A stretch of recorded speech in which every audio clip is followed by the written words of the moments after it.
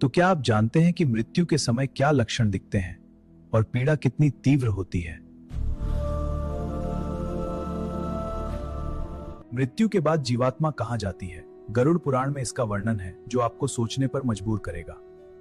मनुष्य इस संसार में जन्म लेकर पूर्व जन्मों के किए कर्मों को भोगता रहता है। जब जीवात्मा कर्म भोग पूरा करके वर्तमान शरीर को पूरी तरह त्याग देती है तब क्या होता है? उस समय मनुष्य के साथ क्या क्या घटित होता है, यह सब हम आपको विस्तार से बताएंगे। मृत्यु निकट आने पर प्राणी परिवार के स्नेह की वेदना से बहुत रोता है। चेतन शरीर जड़वत हो जाता है और प्राण कंठ नली में अटक कर रुक जाते हैं।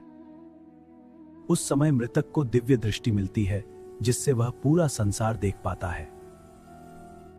यमदूतों के भय से प्राण रूपी वायु तुरंत अपने स्थान से बाहर निकल जाती है। 100 बिच्छुओं के डंक से होने वाली पीड़ा जैसी ही अवस्था उस समय होती है।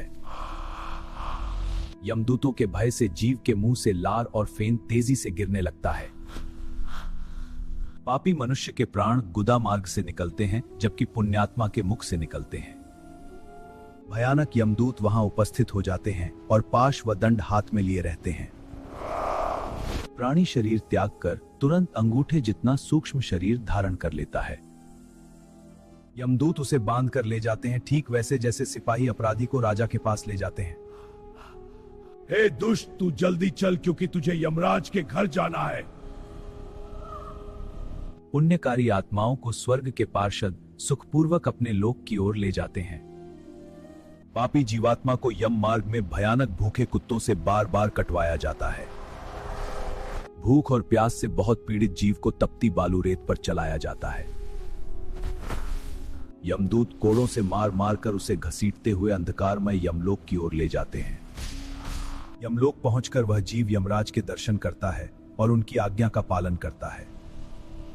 गरुड़ पुराण में हमें मनुष्य के जीवन और मृत्यु से जुड़े कई गहरे और रहस्यमय तथ्य मिलते हैं।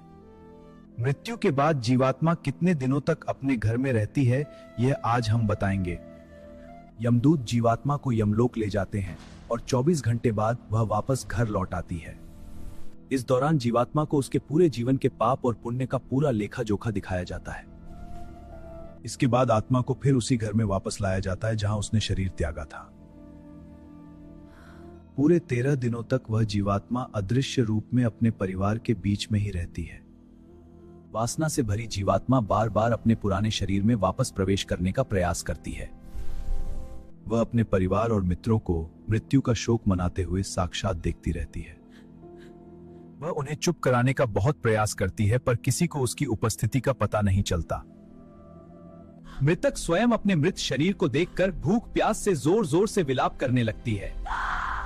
मनुष्य पुण्य तो करता है लेकिन उसके पुण्य पापों की संख्या की तुलना में कम होते हैं। समाधान स्वरूप मृत्यु के बाद पिंडदान करना हमारे शास्त्रों में अत्यंत आवश्यक बताया गया है। अगर मृतक का पिंडदान नहीं किया गया तो जीवात्मा अनंत काल तक भटकती रह जाती है। प्रतिदिन दिए जाने वाले पिंड से मृतक का सूक्ष्म शरीर बनता है और उसे भोजन मिलता है। 10 दिनों तक लगातार पिंडदान से जीवात्मा को 1 हाथ लंबा नया सूक्ष्म शरीर प्राप्त होता है। शरीर बन जाने पर मृतक को बहुत तेज भूख लगती है, इसलिए प्रिय भोजन देना चाहिए। 11वें और 12वें दिन प्रेत भोजन ग्रहण करता है और 13वें दिन मुख्य यात्रा शुरू होती है। 13वें दिन भूख प्यास से पीड़ित प्रेत को यमदूत फिर से यमलोक ले जाता है। जो व्यक्ति जितना अधिक पापी होगा उसका अंतिम मार्ग उतना ही कठिन और कष्टकारी होता है। पुण्यकारी और भगवत प्रेमी मनुष्यों की स्वर्ग की यात्रा बहुत सरल और सुखदायक होती है। कर्मों का फल हमें जीते जी ही नहीं बल्कि मृत्यु के बाद भी भोगना पड़ता है।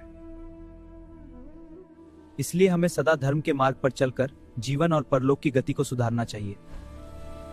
13 दिनों के पश्चात यमलोक के मार्ग की ओर प्रस्थान करती है वह जीवात्मा की कथा। मार्ग में आने वाले 16 भयानक नगरों और उनमें होने वाले कष्टों का पूरा विवरण यहाँ है। मृत्यु के बाद जीवात्मा 1 हाथ लंबा सूक्ष्म शरीर धारण करके यमदूतों द्वारा ले जाई जाती है। पापी जीवात्मा का पूरा मार्ग हिंसक जंतुओं और जलती हुई अग्नि से भरा हुआ रहता है। पुण्यकारी आत्माओं का मार्ग बहुत सुखद और शांत होता है, उन्हें कोई कष्ट नहीं होता। यमदूत प्रतिदिन उस प्रेत जीवात्मा को 247 योजन की दूरी चलवाते हैं।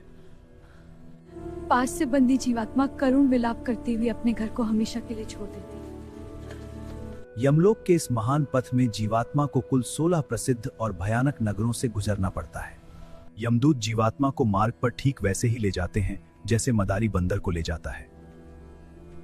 जीवात्मा विलाप करती है कि उसने मनुष्य योनि को व्यर्थ के कार्यों में बर्बाद कर दिया। मनुष्य योनि बड़े पुण्यों से प्राप्त होती है, पर मोह के कारण जीव इसे भूल जाता है। जीवात्मा को हमेशा अपने पूर्व जन्म में किए गए कर्मों का ही फल भोगना पड़ता है। अकेले वायु मार्ग में यमदूतों द्वारा जीवात्मा को 17 दिनों तक निर्दयता से खींचा जाता है।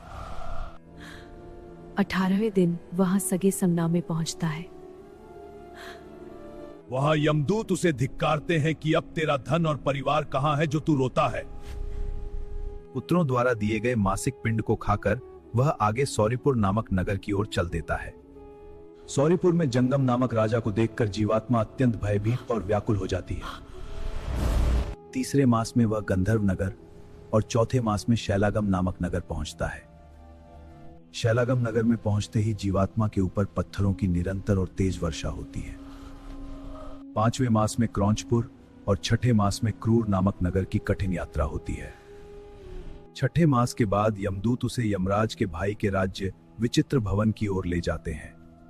मनुष्य को अपने कर्मों का फल मृत्यु के पश्चात भी इन भयानक नगरों में भोगना पड़ता है। भगवान विष्णु वैतरणी नदी और यमलोक के नगरों का क्या रहस्य है? यह नदी पापों को धोती है और ये नगर आत्मा के पथ दिखाते हैं। मैं देखना चाहता हूँ प्रभु, जाओ गरुड़, सत्य जानो।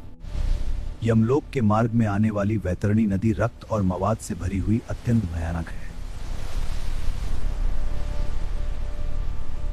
नदी में संयोजन, विस्तार और हिंसक मछलियों के बीच पापी जीवात्मा को कठोर दंड दिया जाता है। मृत्यु लोक में किया गया गोदान ही वैतरणी नदी को सुखपूर्वक पार करने का एकमात्र साधन है।